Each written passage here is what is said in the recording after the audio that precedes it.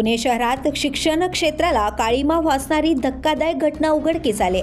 Unit 6 गुन्हे शाखेने केलेल्या कारवाईत अभियांत्रिकी परीक्षेत आर्थिक फायद्यासाठी गैरप्रकार करणारी एक मोठी टोळी जेरबंद करण्यात आली।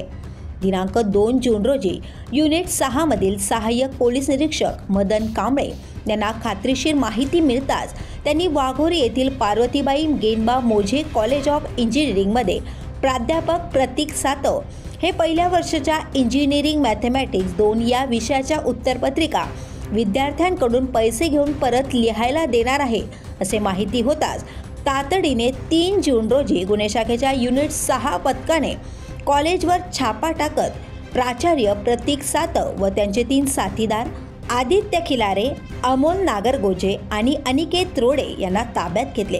त्यांच्या ताब्यातून 6 बंडल उत्तरपत्रिका, रोख 2,06,000 रुपये आणि परीक्षा कंट्रोल रूमची बनावट चावी जप्त केली।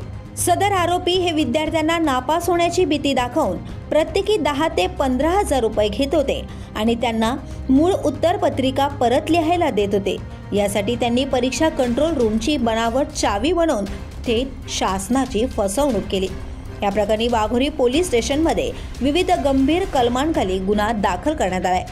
ही सदरची कामगिरी अपर पोलीस आयुक्त गुन्हे शाखा पुणे शहर पंकज देशमुख, पोलीस उपायुक्त गुन्हे शाखा पुणे शहर निखिल पिंगळे, सहाय्यक पोलीस आयुक्त गुन्हे शाखा 1 गणेश इंगळे यांच्या मार्गदर्शनाखाली गुन्हे शाखा युनिट क्रमांक 6 चे प्रभारी पोलीस निरीक्षक वाहिद पठाण, सहाय्यक पोलीस निरीक्षक मदन कांबळे, पोलीस अंमलदार कारखेले, सकटे, तांबेकर, काटे, डोंगरे, व्यवहारे, टाकवणे, धाडगे, मांदळे, पानसरे यांनी केले।